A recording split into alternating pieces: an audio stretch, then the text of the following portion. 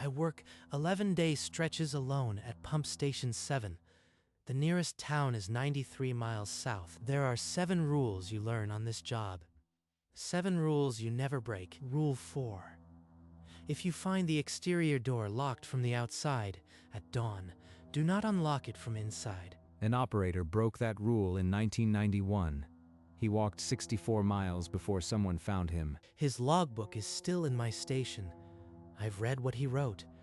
I'm going to read you his final entry. But first, the other 6 rules. Each one carries a weight that isolation makes real. Rule 1. Log temperature from the inside thermometer. The outside one lies. Rule 2. Ignore radio chatter on 3.4 megahertz. That band hasn't been official since 1982. Rule 3. The aurora interference on the phone is real. Don't answer it. And Rule 4. The door. The man who broke it wrote his last words in this logbook. I'll read them. Pump Station 7 sits in Black Spruce, 40 miles from nowhere. Relief comes every 11 days, if the roads stay open. Inside, -15. Outside gauge, frozen solid. Hasn't moved in 3 days. The outside thermometer doesn't just freeze. Sometimes it reads wrong. Rule 1 exists for a reason. 3.4 megahertz. Dead air. Tonight it's breathing. The aurora crackled overhead. The phone line hissed with interference that almost sounded like words. Dawn. The padlock is still there. Good. Don't touch the key. The pipeline stretched silent into the dark. Kenneth reminded himself, it doesn't speak. Before I read the logbook, 3 more rules. They sound insane until the isolation gets inside your head. Rule 5. The helicopter does not fly between 1 and 4 a.m. Do not signal it. I saw it once. 2:30 in the morning. I reached for the radio. Then I remembered the rule. You think isolation makes you sharp. It doesn't. It makes you hear things. I pressed my ear to the pipe last night. The metal was cold, and something inside was breathing words. Rule 6. The pipeline never speaks. But if you hear it, you are not really here anymore. Kenneth squinted through the peephole. Across the snow, a human silhouette stood motionless on the elevated pipe. 200 yards. It's always 200 yards. It never moves, but it's always watching. The figure was as constant as the cold. Kenneth had stopped trying to explain it. I've followed the rules for 15 winters. Every night I see that silhouette. Every night I don't look away, because once I did. And the pipeline, it spoke my name. 6 rules stored in his head. But a 7th was hidden, buried in a binder behind a loose panel. That 7th rule. I found it.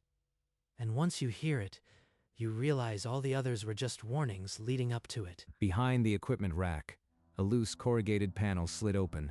Inside, an old black binder. 1979. Hidden behind a wall all these years. The first 6 rules were typed just like the manuals, but the 7th line was redacted. He turned to the next page. There it was, the original rule, untouched. If the operator on duty receives a phone call from himself, he is to remain inside and not respond. The relief crew will arrive in 72 hours. The relief crew will be the operator who received the call. The pump station is the only point of return. The caller becomes the relief crew. That's what it means. He read the line 6 times. The logic defied time, but the words were clear. I've been at this station 15 winters. I've never received that call, but the rule is on the wall behind my desk now. He closed the binder and hid it again, but the words stayed. Waiting is its own kind of horror. The station at night was a vault of buried sound. Even the phone line seemed to hold its breath. I told myself, Rule 7 was just a joke from the old days. Something to scare rookies. But the phone interference had found a rhythm. Syllables pushing through the static like a voice trying to be born. It's just the aurora. Electromagnetic noise. Nothing more. He switched on the old radio. On 3.4 megahertz, a garbled voice threaded through the hiss, a voice that almost said his name. Don't listen. Don't answer. Turn it off. A voice on a dead band. decommissioned since 1982, calling my name. I snapped the radio off. But the silence that followed was heavier. Every pipe click and wall groan sounded like a warning.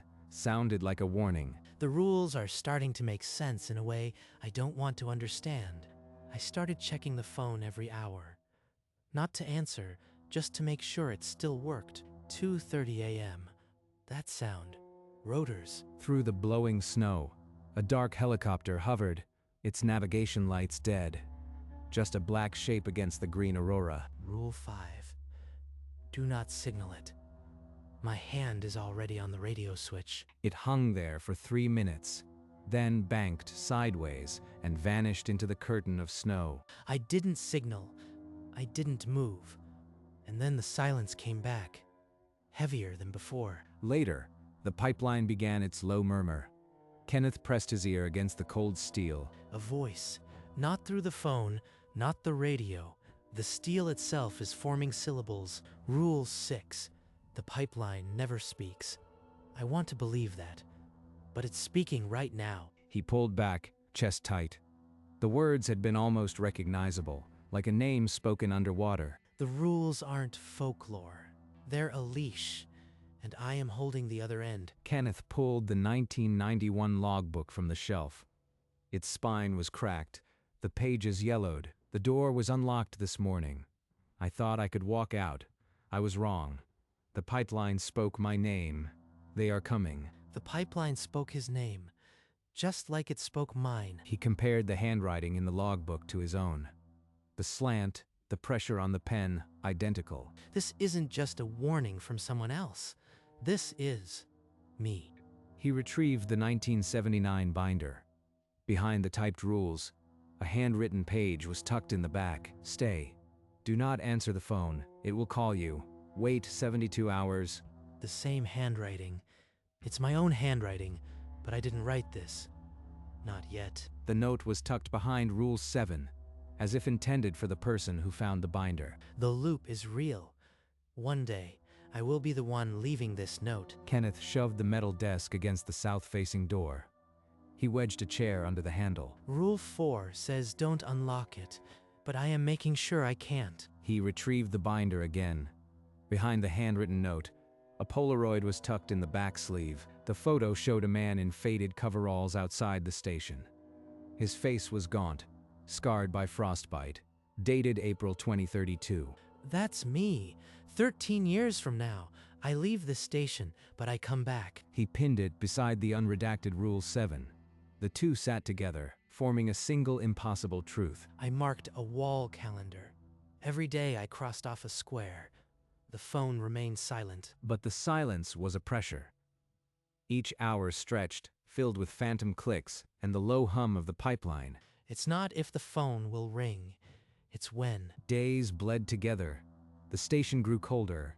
Kenneth waited, his logbook filled with crossed-out numbers. At exactly 2:47 in the morning, the black telephone shattered the silence with 3 short rings. Kenneth's hand paused over the logbook. The pen left a small blot of ink where he had stopped writing. 2:47. The exact time the rule predicted. He lifted the handset with a slow, deliberate motion. The receiver was ice cold against his ear. Static filled the line. Then a thin voice, his own voice, but somehow scraped raw, whispered, "Stay inside." My own voice, calling me to warn me. The handset fell from his grip, bouncing once before the coiled cord caught it. He stared at the wall calendar. 72 hours until the next relief crew was scheduled to arrive. 72 hours. I wait 72 hours. That's what the rule says. He sat motionless, the dial tone buzzing, and he did not move toward the door. Kenneth opened his logbook and wrote 4 lines in steady script. Received call at 2:47. Voice identified as my own. Will comply with Rule 7. He closed the logbook, then slid the 1979 binder back into its hiding place behind the loose panel. The binder is back where it belongs. The next operator will find it. Maybe me. The station grew colder, the inside thermometer inching downward. Kenneth pulled his hood tighter and sipped black coffee that had turned bitter hours ago. Around midnight, 3 slow, deliberate knocks resonated from the south-facing door. Don't answer. Don't move. Rule 4. Rule 7. Stay inside. He hunched lower in his chair, hands clenched, eyes fixed on the red-circled date on the calendar. 48 hours left. I'll stay. If the relief crew doesn't come, I'll still stay. Those are the rules. The knocking stopped. A heavy silence returned. Kenneth did not move. The pipeline hum deepened into a resonant, articulate voice. It said, "The pump station is the only point of return." Kenneth scrambled for his logbook, copied the words exactly, and underlined, "Only point of return." The pipeline doesn't speak, but I am writing down its words. The voice still echoing, he looked out the station window. A gaunt figure in tan coveralls stood just beyond the snow. That's not the distant silhouette. That's me. Older. Already here. The loop isn't just a warning. It's already happening. I'm already here. He crossed off another day on the calendar with a hand that no longer trembled. 24 hours. Then the crew comes. I know who will step off that helicopter. The station hummed around him, but for the first time in days, Kenneth felt something like a terrible clarity. I'll open the door when it's time, and I'll hand the logbook to myself. The final 12 hours passed in a slow crawl of dread. Kenneth's pen scratched against the logbook in the silent control room. If this is my last log entry, the call was real. The voice was my own. I wait for the relief crew. He closed the logbook and fixed his eyes on the wall calendar. The red-circled date stared back at him. 1 hour left. The longest hour of my life. When the 72nd hour finally struck, the pipeline seemed to hold its breath. No sound. No movement. It's time. The rule said 72 hours. Where are they? He strained for the sound of rotors. None came. Only the low, eternal hum of the pipeline. I am here. I am waiting, just like the rule says. He did not unlock the door. He did not pick up the phone.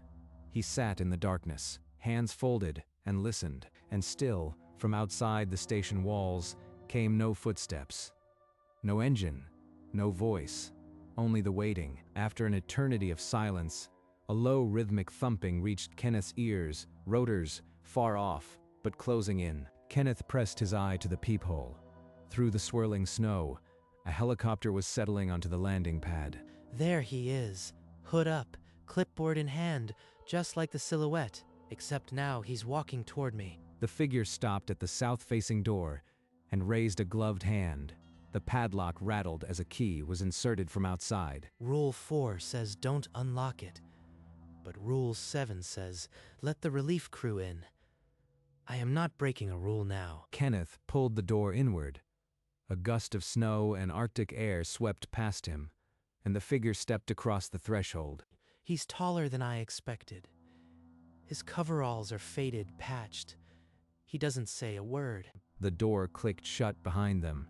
The station enclosed them both in the dim amber light of the control room. The senior crew member, if it was a crew, set the clipboard on the desk and finally lifted his gaze to meet Kenneth's eyes. Neither man spoke. The logbook lay open between them, waiting for the next entry. The older figure raised a scarred hand and slowly pushed back his hood, revealing the face beneath. It's my face.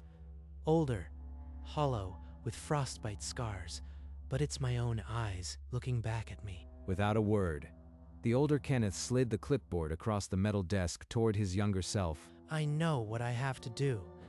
He doesn't need to say it. Kenneth signed the relief paperwork. His hand trembled, but the signature was clear. My name, his name, our name. It doesn't matter which. The older Kenneth pulled the logbook toward himself, opened it to a fresh page, and began writing without a pause. The loop closes. I leave, and he stays. And one day, I become him. The older man did not look up.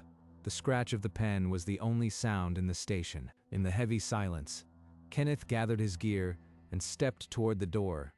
The older Kenneth did not turn. Kenneth pushed open the metal door and stepped into a wall of blinding white. The cold stole his breath instantly. The helicopter waits, rotors already spinning. A black silhouette against the gray sky. He did not look back at the station door. He knew what sat inside, writing in the logbook. One last look at the pipeline. It stretches to nowhere, just like it always did. He climbed into the fuselage. The engine roared, and the ground fell away. From the window, the station becomes a dot. And there, on the pipeline, the silhouette is facing me now. 200 yards. It had never faced the station before. Now it was watching him leave. Is that me? Is that the one who will call? Or is it just a marker, a warning that I am already caught? The helicopter banked east, and the pipeline vanished into the gray-white blur of the taiga. I am out, but the loop has me.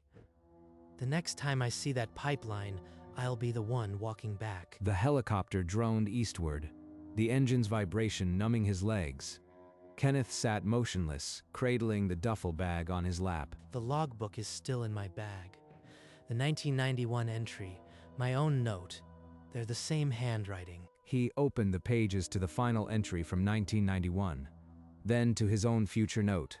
The words no longer seemed like warnings, they were instructions. The door was unlocked this morning. I thought I could walk out.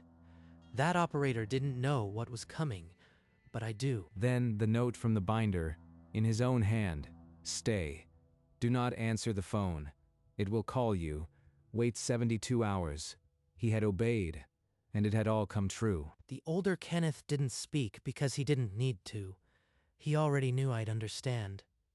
He was me, after the walk, after the call. He looked at his own hands, young, unblemished.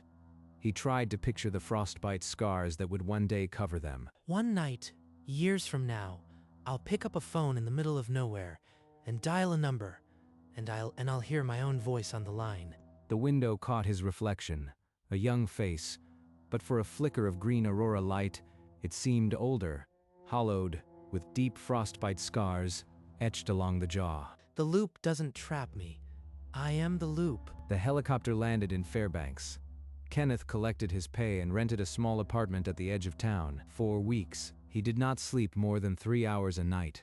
The hum of the pipeline followed him into every silence. One night, in a feverish half-dream, he saw the green aurora flickering through his window and heard the pipe's voice calling his name.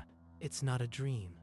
It's a summons. He pulled a road map from a drawer and traced the thin red line of the Trans-Alaska Pipeline. There, circled years ago, Pump Station 7. 800 miles north. I can still feel the cold of that metal door. He did not pack a bag. He did not call anyone. He simply knew that one morning soon, he would walk out of the apartment and start walking. The loop would not let him forget. It had already shown him the photographs, the notes, the face with his own scars. I'll recognize the moment when it comes. The phone booth, the snow, the voice that is and isn't mine. Until then, he waited. But waiting was no longer horror. It was certainty. 13 years later, a gaunt figure in faded tan coveralls trudged through a howling blizzard, the pipeline his only landmark. The storm doesn't feel cold anymore. It feels like waking up. The pipeline hummed beside him, a low constant note that seemed to guide his steps toward the station. I walked out of Fairbanks without a word. The phone booth is 40 miles from the station. I know every step. After days of walking, a dark shape emerged from the whiteout, a remote maintenance phone booth, frozen over but intact. The older Kenneth pried open the door with a scarred hand, snow spilling inside. The phone was silent, waiting. This is the moment. The phone call that closes the circle. He dialed a number he had never forgotten, the number of Pump Station 7. The rotary clicked through each digit. The line rang. Somewhere in the station, a black telephone was about to shatter a 72-hour silence. Stay inside. Wait 72 hours. I am coming. The line clicked. On the other end, a younger voice answered, taut with fear. This is Operator Kenneth at Pump Station 7. I am calling to confirm I made it home. The relief crew never arrived. I had to walk. I have been walking for 13 years. The pump station is the only point of return. Please remain inside. He lowered the receiver. The circle was complete. He knows the rest. He'll wait 72 hours. Then I'll walk through his door. The older Kenneth pushed open the booth door and stepped back into the storm. The pipeline hummed ahead, its dark shape pointing the way. 40 miles to go. I've done longer. The loop is waiting for me to close it. He would arrive, as the rule promised. There was no need to hurry. The pump station was the only point of return. The older Kenneth reached the south-facing door as the helicopter carrying his younger self lifted off the pad. He unlocked the padlock with a key that had never left his pocket in 13 years. Inside, the station was warm and silent. The younger Kenneth's coffee mug still sat on the desk, steam long gone. Everything is exactly as I left it, as I will leave it again. He walked to the desk and opened the logbook. The last entry was his own note from 13 years ago. He wrote a single line beneath the old note. Relief crew arrived. Operators exchanged. Pump Station 7 continues. In the air, the young Kenneth watched the pipeline shrink from the helicopter window, already feeling the future call pulling him back. On the ground, the older Kenneth settled into the chair, pulled his hood lower, and began his shift under the single bare bulb. Time folded. The station aged but did not change. Snow buried the tracks, then melted, then buried them again, and somewhere in the dark, a phone waited to ring at 2:47 in the morning. In his apartment, Kenneth sat at a small table, a color photo of Pump Station 7 propped against a coffee mug. I took that photo the day I left. The silhouette is still on the pipeline. It never moved. He traced the edge of the frame with his finger, recalling the handwriting in the logbook, the same as his own. The note I left for myself is already written. The phone call is already placed. There is no stopping it. He stood up, walked to the rain-spattered window, and looked out at the city lights. In the glass, his reflection flickered. For a second, the face was older, gaunt, with frostbite scars. That's who I become. Not a monster. Just a warning. The reflection steadied back to his young face, but the eyes were the same. When the time comes, I'll remember this night. I'll know why I am walking. He did not smile. He did not weep. He simply stood there, waiting for the day his phone would ring. The pump station remains, locked, heated, alone, under the Arctic stars. The 7 rules are still pinned to the wall. Rule 1, Rule 2, all the way to the unredacted Rule 7. Nothing fades. Somewhere, an operator lifts the black handset and dials a number from memory. The line clicks. A younger voice answers, taut with fear. The circle turns once more. Pump Station 7 does not remember. It does not distinguish between past and future. It simply waits, as it has since the pipeline was first welded. As it will wait long after. In the barracks, a logbook lies open. The last entry could have been written yesterday, or 13 years from now. The handwriting never changes. The name on the line is always the same, and tonight, at 2:47 in the morning, a phone will ring. The operator who answers will hear a voice he knows, because it is his own.